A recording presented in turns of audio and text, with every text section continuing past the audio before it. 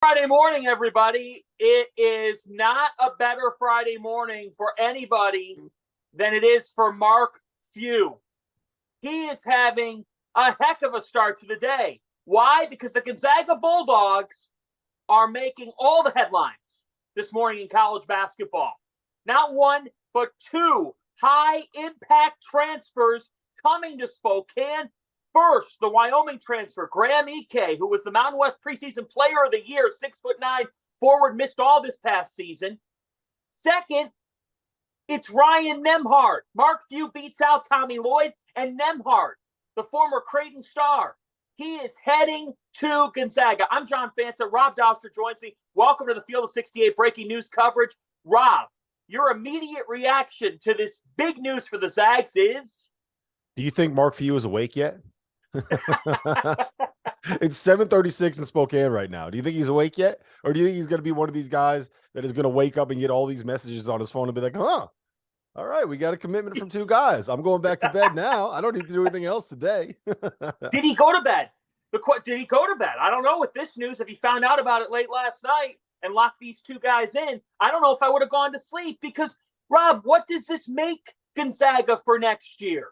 It makes them very, very good. The two most important positions when it comes to Mark Few and the offense that he runs and the style of play that he wants to play is you need a great five-man and you need a great point guard that can operate in ball screens. If you look at what they've done over the course of the last couple of years, that's really what they base everything on. They love to get into those. They love to play up and down in transition. Two, they get into ball screens. They run a lot of that ball screen continuity offense, and you got to have a guy that can operate those ball screens. They didn't really last year, and this year they will. Ryan Nembhard is a very, very good point guard, an experienced point guard, and a guy that has seen his brother transfer into the program and end up finding a way to get to the NBA. He had a really good season this year. It was the Indiana Pacers, I believe. So that's right. That makes a ton of sense. The other thing they love to do is to be able to run these sets where they can have a big guy that just buries somebody in the post. We haven't really seen it the last couple of years with Drew Timme, but just think about like Shemet Karnowski. Think about Zach Collins. Think about that kind of a player. And Graham Ike, he didn't play last season because of injury. This dude averaged legitimately 19.5 points, 9.5 boards on a very good Wyoming team. He is a great post-up presence at the five. This is what Gonzaga needed. They needed those two guys. Those are two of the five best transfers that were in the portal this offseason. Mark Few went out and got them both. And we could talk about the style of play and all that here in a second, Fanta. The big thing for me is the question that a lot of people had about Gonzaga and about this program moving forward without Tommy Lloyd was, what are they going to be on the recruiting trail? What are they going to be able to do without the guy that was the best person on the staff going out and getting players, going out and tapping into those overseas markets, being able to work in the transfer portal, right? And that was we talked about this. We talked about it in Vegas and we talked about it in Houston. Should we be concerned about Gonzaga falling off now that Drew Timme's not there?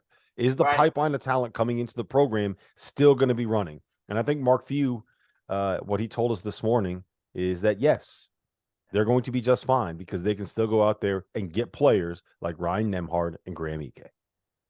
This is a statement maker. To do it back-to-back, right around within the same hour, is huge. It steals all the headlines. Had I asked everybody in the college basketball media space yesterday what they thought Gonzaga would be next season without these two players, without knowing about these two players, you would have said, well, they're going to make some portal moves. But with the roster they had constructed 24 hours ago, if you take a look at that thing, which we will do, you were talking about a team that would be top 25, maybe based off of name, if not worse, 30, 35, outside the top 25. The only reason why you'd be putting them in the top 20, top 25 is because their name is Gonzaga. They would have definitely, Rob, they would have definitely not been with the team they had constructed yesterday. They would not have been the WCC preseason favorite. That would have been St. Mary's. What does this mean? It immediately puts Gonzaga in the top 15, in my opinion, heading into next year. And it means that they are still on top in the WCC heading into the season until otherwise seen. Yeah, and I think the big thing is it takes a little bit of pressure off of Nolan Hickman, right? he's Yes. able to kind of play off the ball a little bit more, be more of a secondary creator, be a guy that can kind of stand out there and knock down some shots, attack a close that gets created for him. And you're still going to put him into actions. Like if you remember what they did in the 2021 season when they had Jalen Suggs and Andrew Nembhard in the backcourt together, right? They were able to have different guys initiating offense. And if you look at the best teams over the course of the last 15 years, we said this over and over again. You need multiple playmakers in the backcourt. You need multiple guys that can go out and make something happen.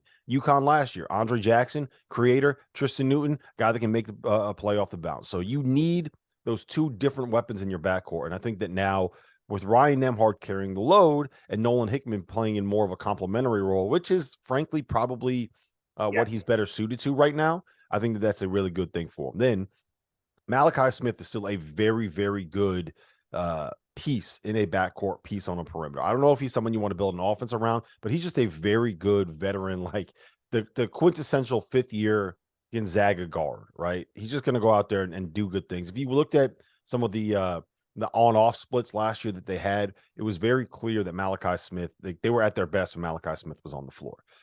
Throwing Anton Watson, who's good at what he does, throwing the addition of Steele Venters, who was the Big Sky Player of the Year, 6'7" wing that can shoot it, and a couple of freshmen coming in that I do think will be good moving forward. I don't know how big of an impact Dusty Stromer and Alex Tui are going to have right away, but those are program guys that now you can kind of trust them to play. We talked about this on the DTF pod, Fanta. You can trust them to play 14 minutes, 13 minutes a game and know that they're going to be ready to come into a starring role in their sophomore, junior year. So now, not only are you getting old, but you've built a program now moving forward where you're going to be able to stay old. And that more than anything, that matters. 100%. And what do we always say with transfers? Regardless of the NIL pool and all the chaos happening in the portal, the first question that we end up asking is, who were you coached by? Mm-hmm. That's what these coaches want to know. And as much as it's tough for Creighton, and Creighton will be fine. They're already loading up for next year. As much as it's tough for them to say goodbye to Ryan Nembhard, who was Ryan Nembhard coached by? He was coached by Greg McDermott. And now he goes to Mark Few. If you're Mark Few, you should be in jubilation, which I'm sure he is. Because here's the thing about Nembhard, Rob. I actually think that at Gonzaga, you're going to see him more of a centerpiece, more of the centerpiece. Let's face it, he was one of those guys at Creighton. But because you're playing alongside Trey Alexander, Trey's going to go get his, and rightfully so. He's going to take shots off the dribble. You know, being a UConn fan, how many tough shots Trey Alexander hit in Omaha when UConn went out there. My point, this for Nembhard, it's not about one program being better than the other, but this opportunity for him is he's going to be the centerpiece in that backcourt. Undisputed. He's their guy. Yeah.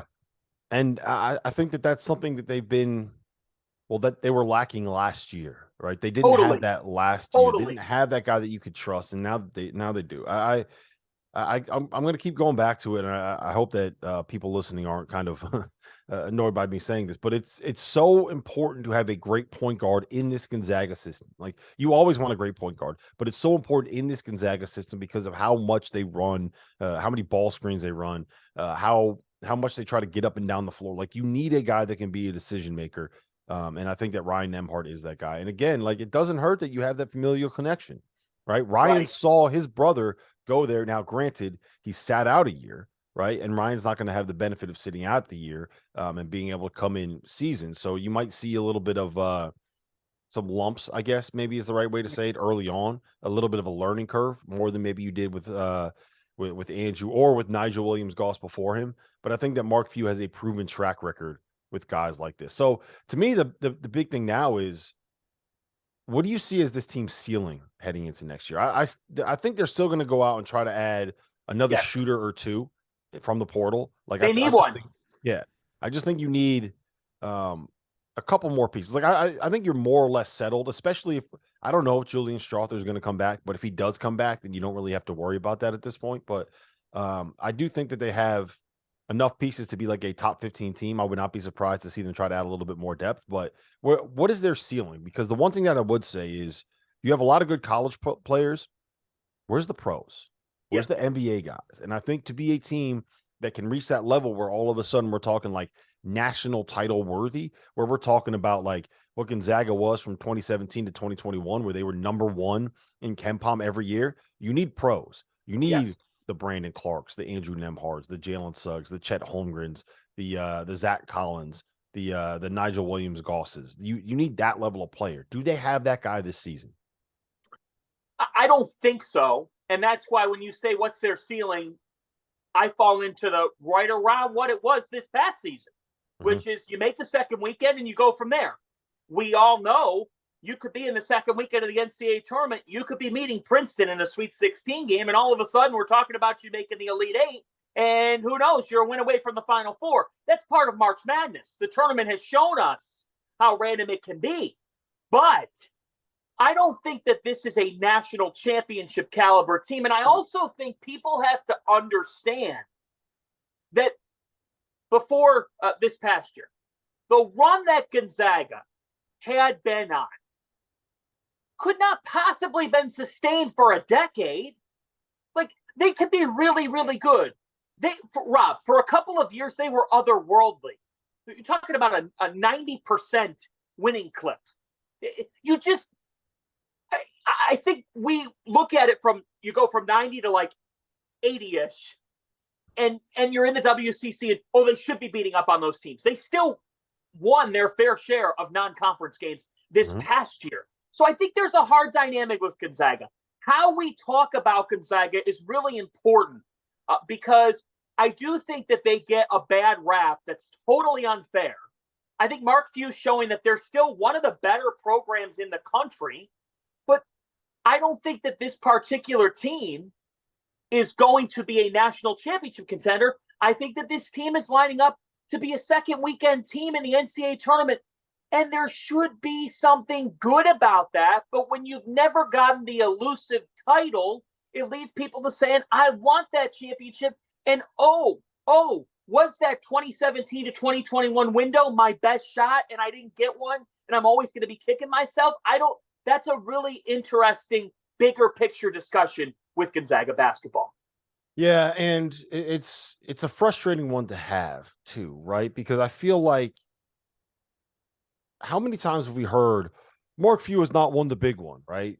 You know, that's what they said before he got to the Final Four. And now that he's been to a national title game twice in the last 7 years, it's something where people are still saying that, right? Like, well, what define the big one? Does he have to win a national title before we consider him a very, very good coach? Is like 2 national title games in the span of 8 years and 8 straight Sweet 16s? Is that not enough for you to be considered like one of the elite programs in America? It's just that part of it's frustrating to me. Gonzaga is Gonzaga. They are what they are. They are a Mark Few has done the single best building job, better than Jim Calhoun at UConn, better than Lute Olson at Arizona. He's done the single best building job, better than Scott Drew at Baylor. I would make that argument. The single best building job of any coach in the history of college basketball. How about that?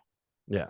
And it's frustrating that we have to continue to have this conversation to make people believe like, yes, Gonzaga's very, very good. Like, just accept it, you know? Yes. And I do think that part of it is just there's a little bit of a Gonzaga exhaustion. Maybe, is that the right word? Like, that's a good. We keep apathy. talking about how good they are, and I do think Fanta,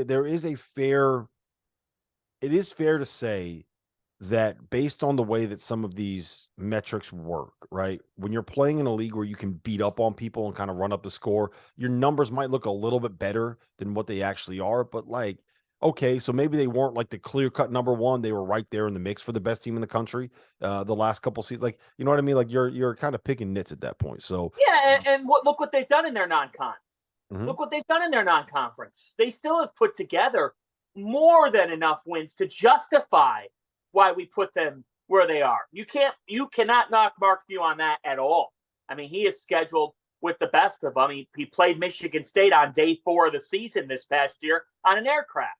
All right, he'll agree to the game. He'll play anywhere, any place, anytime. I love that about him. I think that And for those people who are like, well, the only people who are creating that discussion are you guys, it's like, no, we're not, because this comes around every single March. I guess my question to you, because I thought this was interesting. You talked about their system. You talked about point guard reliance, of course, but in their system, they emphasize even more. And maybe that's what they were missing this past year. And it made me think, Rob, like Julian Strother, Drew Timme, they had to have their fair share of shots. Like those guys had to get touches. They've got to be able to convert. Do you think that maybe then, if Strother does depart, Timmy's gone, do you think that that might mean that Malachi Smith takes a leap this upcoming season? He could. I wonder where the minutes are going to come from. But if you were to tell me that that in crunch time, the lineup that Mark Few found was the most successful was with Ryan Nembhard at the point and Malachi Smith playing with him in the backcourt, I wouldn't say that you're wrong. Like that dude's proved how good he is as a player, right? And I think that at the end of the day, you want to have those options. You don't want to have to be locked into saying we have to play these two guys, especially, Nolan Hickman, as talented as he is, he really hasn't proven himself as that guy quite yet, right? So I think being able to have a couple of different weapons. I do just want to correct something real quick. I said Andrew Nembhard about our sponsor for today's episode, that he sat out a year. I started taking AG1 a few weeks back. Immediate eligibility. And I would just like to also apologize to everybody that's listening and tuning in right now, because we thought we were going to be able to have like an adult conversation here, but it looks like Goodman has joined the stream. Adult, look at you. You get your hat backwards. I mean, at least dress like an adult. I am dressed like an adult. You dress like a boy. You dress like a little boy. No, this is how adults dress when they dress the way they want to dress, Goodman. And I like how you say that while you're wearing a ratty t-shirt with the neck that has looked like it's been stretched out. Like, is this what you do? Do you take your shirts off by pulling it like this? Yeah, come on, I man. flex. I flex in front of So I'm going to start calling you turkey neck from now on. You better be careful. I pulled this golf shirt out special with 10 minutes notice, Nice. Did my hair a little bit. I was told you were recording with Bob Ryan, and I thought this is going to be a great Friday morning. Goodman is off. We got breaking news update. I thought you were recording. It just finished. We just finished. All right, Goodman, I have a question. So we kind of talked through Gonzaga here. I want to talk about Tennessee a little bit, because I think that the pieces that they added this week, Jordan Gainey from was that South Carolina Upstate, and Chris Ledlum from Harvard, getting back Santiago Vescovi, getting back Zakai Ziegler, who should be healthy in time for at least for conference play, depending on there's a lot of moving parts there. But what do you make of that group next season? Because we had our doubts about them this year, but they've added a couple of bucket getters. Benna, what are you doing? What are you playing around with don't you have do not disturb on your phone there? What do you think of Tennessee? I think they'll be able to score it better than they did last year, but without Kamwa, I think they take a hit. Like Ledlum is solid. I've seen him play in person. I like Ledlum. I don't know how it's going to I think he'll be a good piece. He'll be a good piece for Tennessee's got, again, a lot of good pieces. If they brought back Julian Phillips again, and Rick Barnes had decided to just go to the well with Julian Phillips early last season and say, you know what? He's our highest upside guy offensively. Let's let him play through his mistakes. That to me was a big mistake by Rick Barnes last year, because they were really good. So like at one point, people thought they were going to be a number 1 seed, right? They did a lot of work in the preseason. So to me, that's how, if you're Rick Barnes, you got to look at it that way. How can we be ready? He's had enough NCAA tournament losses to understand that that's what you're playing for now. Right. Jeff, because you just jumped in here and we've heard from Rob, we've talked about this, but when you see Graham Ike and Ryan Nembhard within right around the same hour say they're heading to Gonzaga, what's your take? That Gonzaga's back, that they're not going away. Because I was worried. You looked at this roster and you were like, holy shit, like St. Mary's is going to be the clear-cut favorite to win the WCC yesterday. If you went through it, you were like, all right, St. Mary's brings everything back, everybody back. They're bringing in a good freshman. Aiden Mahaney's going to be, a sophomore now. He'll make a jump. Alex Dukas is no longer going to walk around like Rob Dauster grabbing his back. I mean, honestly, like. Oh, is he coming back? He's back? Oh, all right. Still... Look, lock him in, man. St. Mary's is one of the nationals. They got Alex. No, back, stop. Baby. They got Alex Dukas.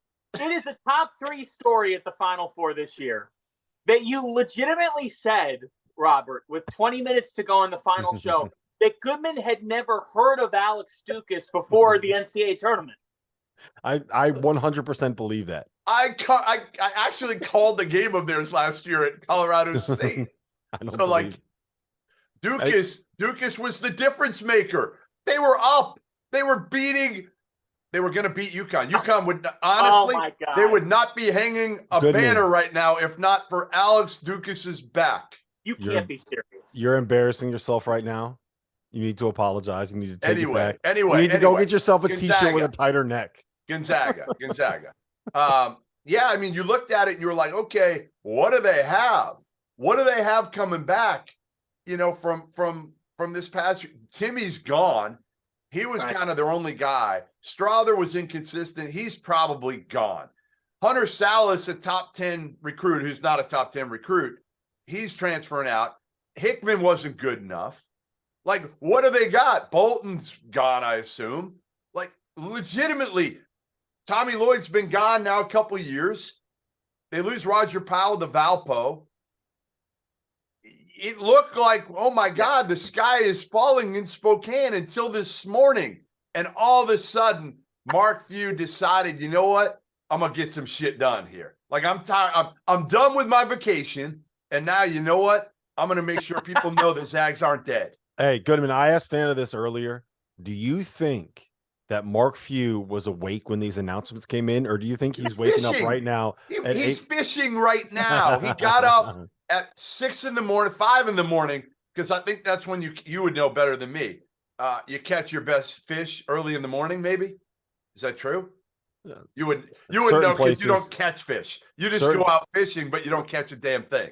That's not true. Certain places and certain fish, yes. But it's also just nicer in the morning because you don't have to deal with people like you calling them all the time. I went fishing once. Oh, God. Once. It was miserable. And did it suck? Sucked. Hate it. I told Few, I said, hey, you got to take me fishing one day when I come to Spokane. You got to take, you know what he said? Hell no. I'm not taking you fishing. You're so right, though, because this is a statement maker on a Friday morning that the WCC is still the Zags, and that you put them in your top 15 now. They went from the only reason why they would have been ranked heading into next year before these two guys commit is by name alone. Let's 1,000%. Face it, that's not a top 25 team before these two guys. It's the St. John's Rick Pitino theory. It's the same thing. I just trusted that they, Mark Few, you're going to get talent at the end of the day. And again, the crazy part is we all thought this was done, and every coach that was involved thought Nembhard was going to Arizona. And not that Gonzaga didn't have a shot. You knew they'd have a shot, but most people felt like, all right, it was Tommy Lloyd who did the heavy lifting on the recruitment of his brother, of Andrew. And look at what Andrew did, right? He wanted out of Florida. Tommy, I remember talking to Tommy through that whole deal. And he had that thing kind of hooked up for him to go to Gonzaga. And the kid's now a pro. So it was going to be one of those two places, Arizona or Gonzaga. And honestly, there was a little bit more of a need for him because I don't know if Nolan Hickman's going to be there now. Like, I'd be surprised if Hickman goes back to Gonzaga now. But, Boswell was still at Arizona. So if you were Nembhard, you still were going there understanding that you weren't the guy with the ball in your hands all the time. You're probably going to be that at Gonzaga now. Yes. Well, that's what we were saying. Like, Rob, we were just talking about this stuff. Even at Creighton, he had to share those duties with Trey Alexander. Like, there were possessions where Alexander's got to do his thing off the dribble. Great shot maker, tough shot maker, all that. But now, if you go to Arizona, what's really changing about your role, as you just said? Going to Gonzaga, he knows he can benefit in every area and be the number one, the undisputed number one. Yeah, and try to get to the league like your brother did. Take the same path. He's different than his brother. He's not as big, obviously. I think they're neither are very great different shooters. players. I think they're very different players. Agreed. Now, wait, let me ask you this question, the both of you. I think this is an interesting question. Heading into next year, okay, who are you buying more stock in? The school that Ryan Nembhard just departed, Creighton or Gonzaga? In terms of, I got to see with Kalkbrenner. I got to see with Trey Alexander and Kalkbrenner if they come back. yeah, that's the big thing. If they both come back. If they did. If they both, I mean, again, there's so many moving parts. We don't know what else Gonzaga is going to add. I assume they're not done, because my guess is they have like 5 scholarship players on their team right now. So they got to fill out their roster. I like Creighton. I'll tell you what, maybe I'm crazy here. I think Ashworth is a better fit for what Creighton needs if Alexander comes back than Nembhard was.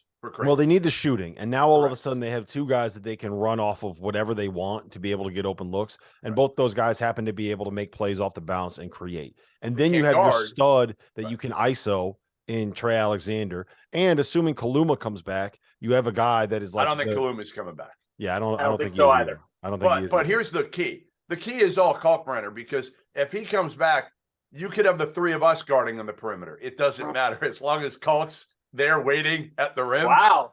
You we might have got to a try shot. that. Right. Here's what I would say too.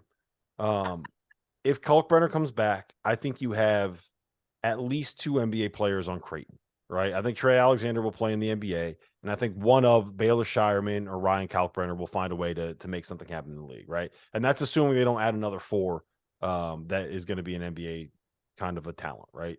I don't know who's a pro on Gonzaga, right? I don't know. Ryan Nembhard to me doesn't scream NBA point guard. Graham Ike, I think he's a great college big. He doesn't scream NBA player to me. Anton Watson, Steele Ventners, Malachi Smith, Hickman if he comes back, right? Ben Gregg. No, you got a bunch of good players. Yeah, I don't think either of the freshmen are. So I think the ceiling for Creighton is higher. But again, a lot of that depends on if they don't have a 4-man, like if they lose Kaluma and they don't replace him with somebody, then that's a huge gap, and then we have to have a different conversation. But that's kind of where I'm at with it. All right, I got a better one. I'm going to flip this back at you right now, guys. Yep. Gonzaga or Arizona? Oh boy. Well, I mean, Tubelis hasn't announced anything, but I don't. I mean, unless they're going to get him insane NIL somehow through, I don't know, through Lithuania. Like I don't know how. I mean, I don't think Arizona's going to be like high powered this year. I think they're going to be good again. But we've said that 2 years in a row, and Tommy Lloyd's just, completely overachieved to the expectations. I think all 3 of those right now. I'm going to go Creighton 1. If I'm ranking those 3, Creighton, Gonzaga, Arizona, I would probably go Creighton 1 today, just because you know what they have. Now I don't know if those guys are coming back, but you kind of know what they have. Arizona probably 2, just because again, you know a little bit more what they have than Gonzaga. They got to fill out their roster still. Yeah. Mm-hmm. Hey, let's spin this ahead, because it is a Friday. So you've got the weekend. Yeah. You've got live recruiting. You've got transfers that are still making up their minds. Some key visits. I'll ask the open-ended question as the host. See, this is where we put the ball on the tee, and someone's going to drive it down the fairway. Somebody's going to put this thing in the trees. Jeffrey, what are you paying really close attention to here in the next 72, 96 hours? I mean, probably how the Hunter Dickinson visits go to Kansas and Kentucky, I would say is a big one for me. He's already visited Georgetown, Maryland. Villanova's in the mix too. If I'm Hunter, and Rob and I have talked about this, like as much as you and I like carrying water for Cooley, I wouldn't go to Georgetown if I were Hunter. I just don't think they're there. I don't think they're there yet. They could probably offer as much money, NIL, as any of those schools. But I just think you're going to a program right now that, the guards are and I love Rowan, but he's still unproven right now. Jaden Epps, not really a point guard. Kentucky, man, I just can't imagine playing with DJ Wagner, Dillingham, Edwards, all of those dudes, because I don't know how much Hunter's ever going to see the ball other than going to get it off the glass. Maryland is good. And again, that would be an interesting one because he could be close to home at Georgetown, Maryland. Maryland didn't recruit him when Turge was there, obviously. We know plenty about that. And like Villanova, if it were Villanova with Jay Wright, I think it would be a slam dunk. I think it would be done immediately. But it's not. And we don't know how good Villanova is going to be, even though they bring back Justin Moore. I also don't know if they got enough NIL money to pay Justin Moore and Hunter Dickinson at Villanova. So yeah, and Kansas, Eric Dixon's coming back. So like, why if Eric Dixon and Hunter Dickinson like play the exact same? Like, I don't know how you make that work. The Maryland one is fascinating too. Like, who's recruiting at Maryland right now? Willard lost his entire staff. Is it him and a bunch of GAs that are taking? No, these he's kids got on one. visit? He's still got one assistant. Who does he have? David Cox. Oh, he's still got David Cox. So Cox has got to be doing the heavy lifting because Willard's too busy drinking coffee in the morning and wine at night. I don't blame him. Sounds like a great life to me. Now wait a minute, Rob. Rob, you know, at Rob Dauster on Twitter, you had a tweet last night. What Jeff said Villanova couldn't afford Dickinson. Well, who can afford Dickinson?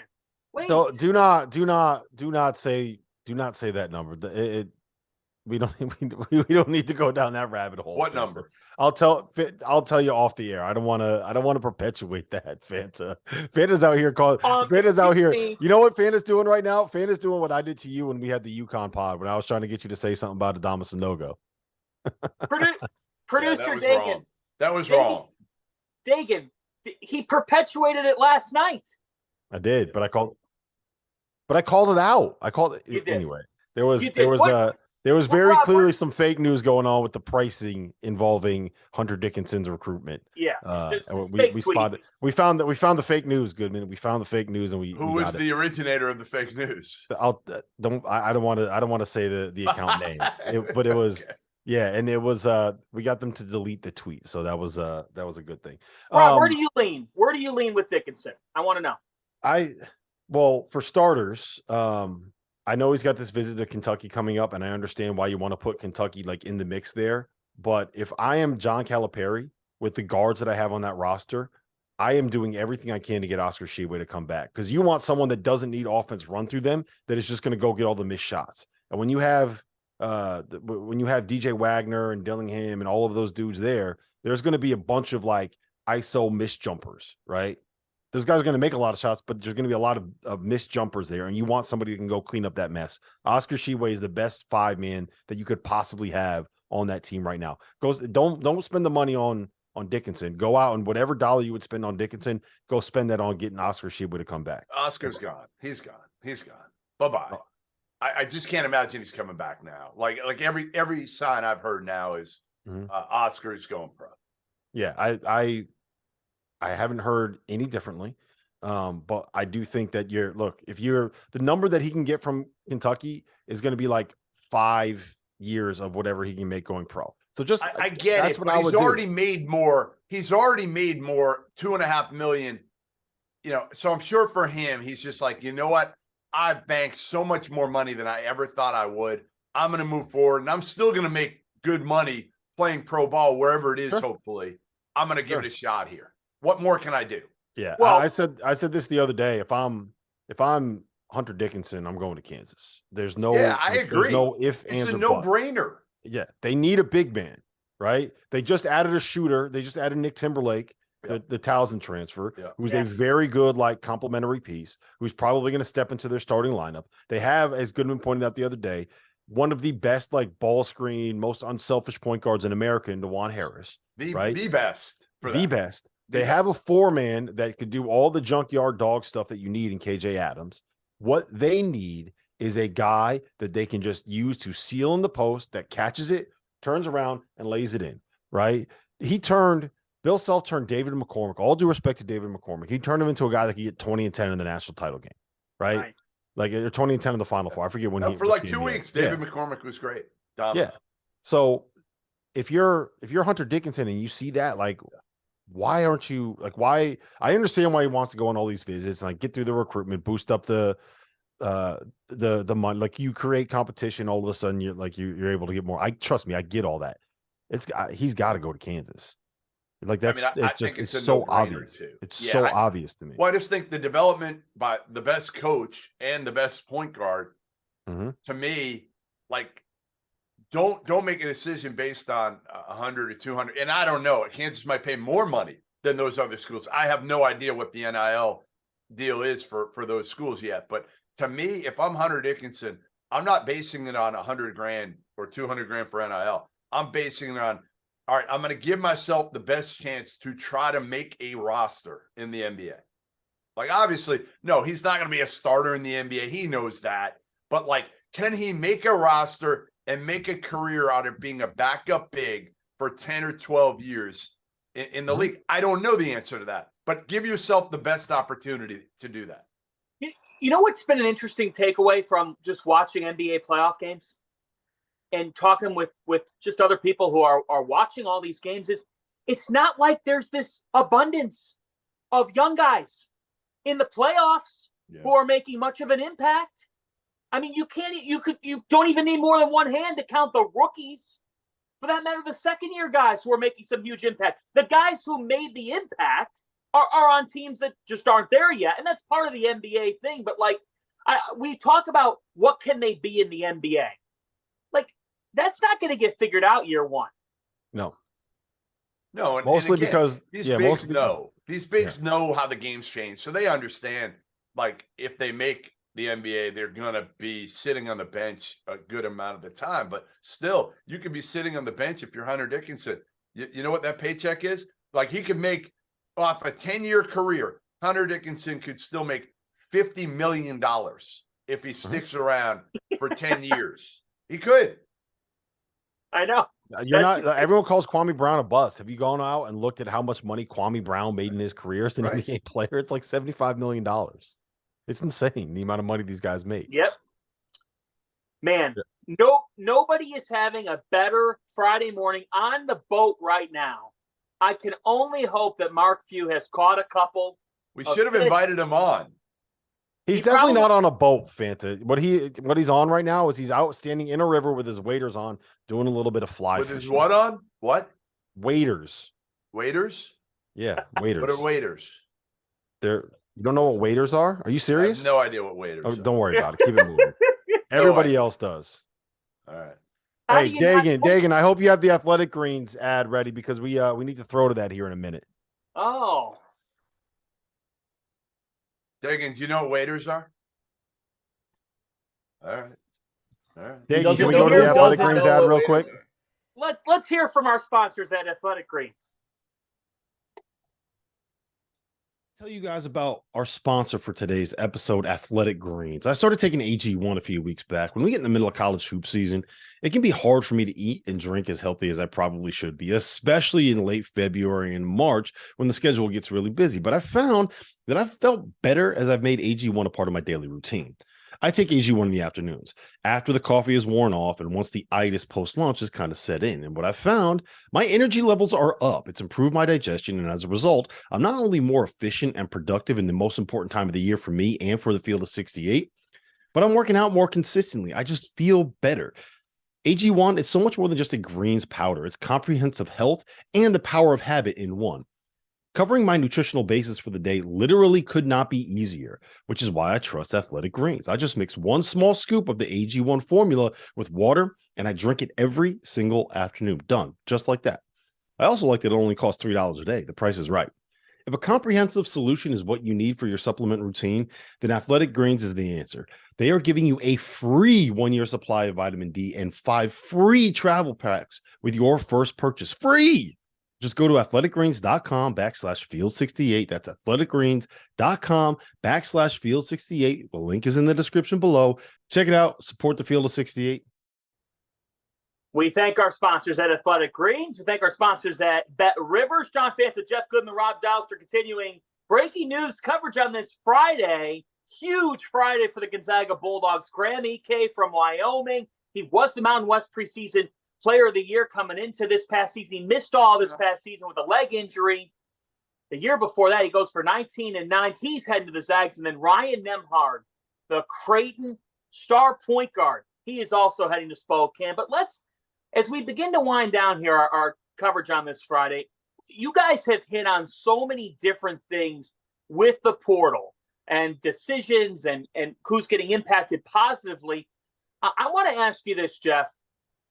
If you look across the country here, by the way, you just tweeted Damian Collins has gone portaling. He joined C.J. Frederick. Kentucky's had a couple guys go portaling here on this Friday.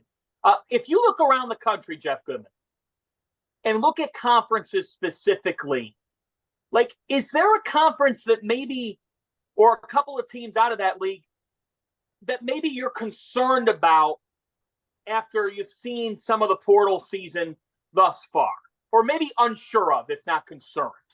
I mean, I'm concerned about Louisville again because they just haven't done enough. I thought they'd make more of a splash in the portal early. So I was saying this to somebody yesterday, and I don't know if you guys have ever done like a fantasy football or baseball, like an auction, not a draft, but an auction where you have a certain amount of money and you got to figure out, do I spend it early, or do I, because if you spend it early, you get some talent in, or do I wait and maybe I'll get guys for low money late if I wait it out. So Arkansas spent their money early.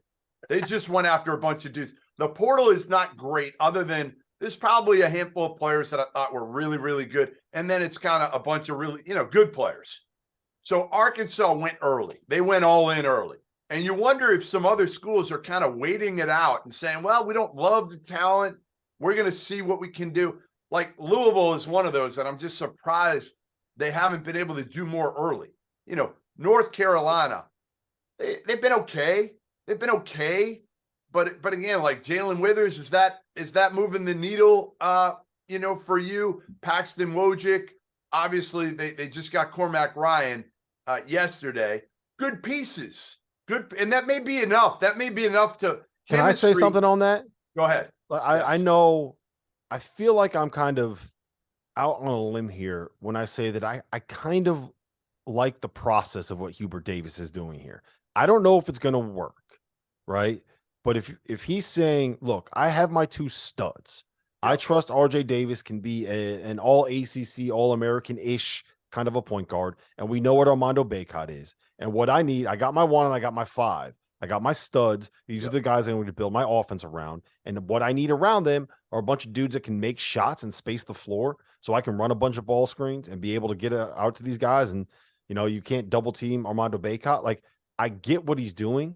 And to me, it makes sense. I don't know if it's going to work, but I kind of like the way that it's going. Like, at the end of the day, if you have shooters, you still need like a certain talent level. And I don't know if they quite have that level of talent, but the process, like the thought process behind the way that he's building his lineup, like I don't hate it.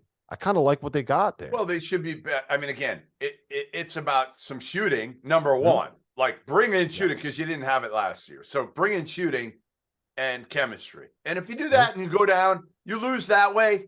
Okay, you know what? You're probably okay with that.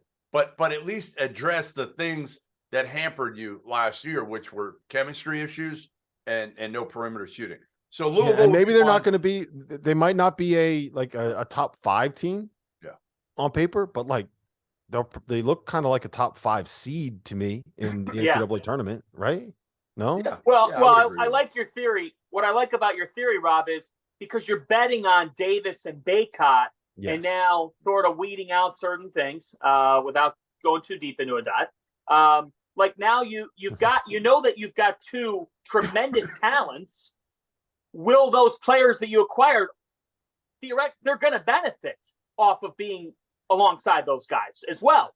You become better when you've got weapons around you like those 2 guys are. The one that I'm curious about, like, because you brought up Arizona, like I think about the Pac-12. What does UCLA project as? I mean, I don't know the answer to that question right now, and I'm not sure if anybody really does. I mean, it depends, right? I mean, you figure Jalen Clark's got to come back. Bona comes back. Tiger's gone. Hockett is gone. Bailey probably gone. Tough. Is Tiger 100% gone? Right.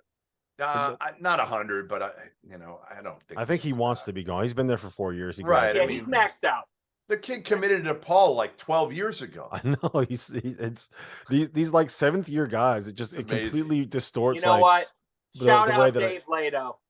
Shout out Dave Lato on Friday. Biggest commitment he ever got.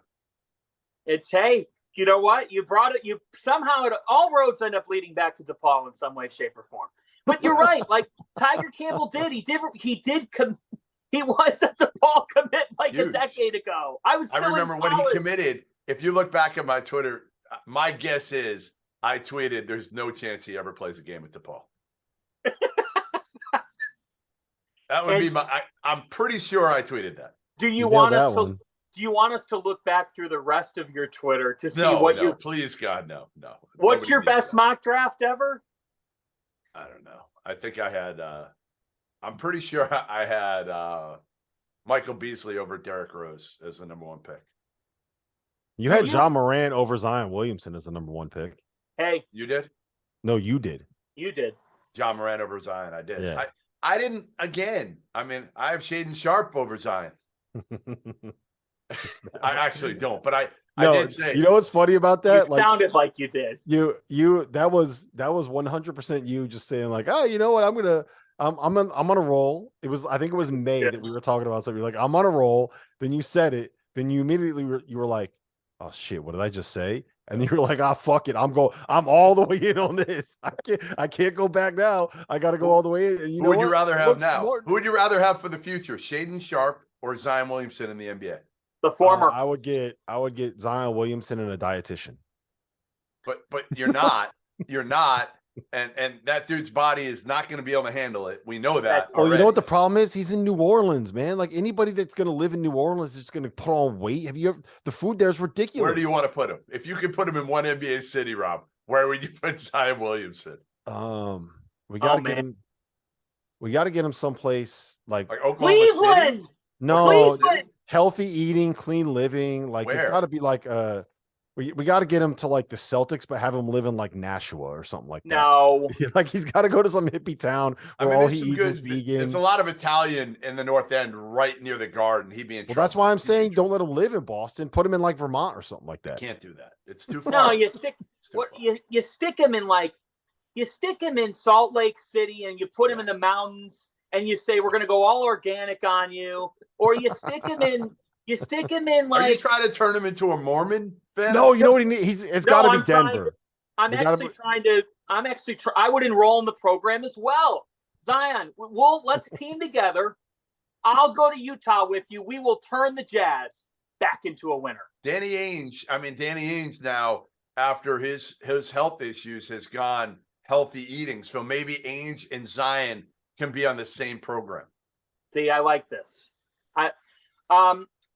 All right, let's try to get back into. Hey, you know where I'm going tonight? You know where I'm going tonight, Fanta, before we go back on track? Where are you going? I shouldn't tell you because if I say it, I'm honestly going to have to fear for my life tonight. I am going. I know where you're going. Can I guess? Providence. You want to Providence? I'm going to Providence tonight. Where in Providence? I can't tell you. I'm not giving that away. But are you meeting up with someone? Are you meeting up with some? Are you meeting someone? Yes. Okay. So if you hear of something happening in Providence tonight where somebody gets beaten, it's definitely going to be you. Don't say that you're going to come out winning and Providence fans are going to be hurting.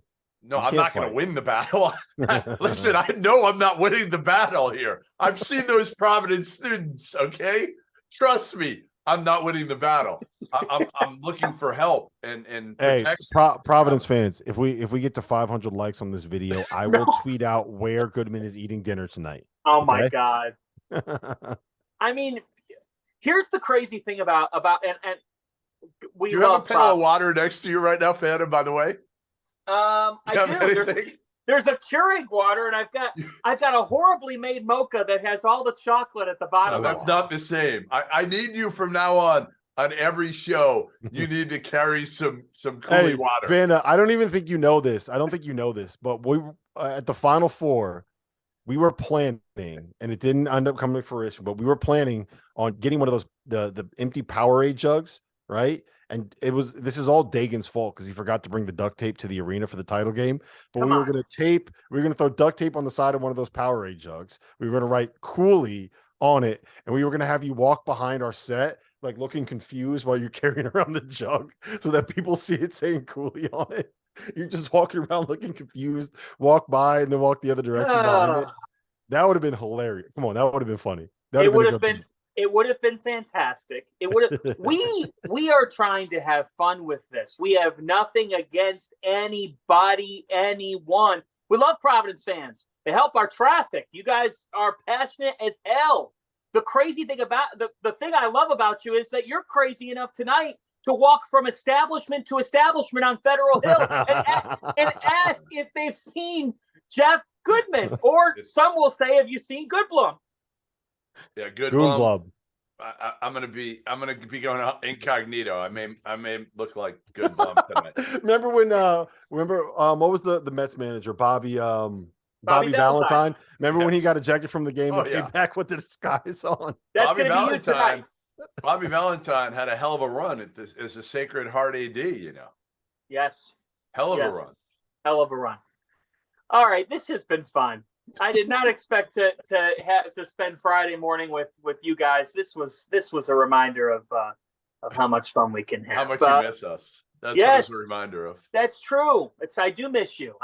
We'll do it again soon. Hey, what a big day for Gonzaga. A huge morning as the Zags get Grammy Day and they get Ryan.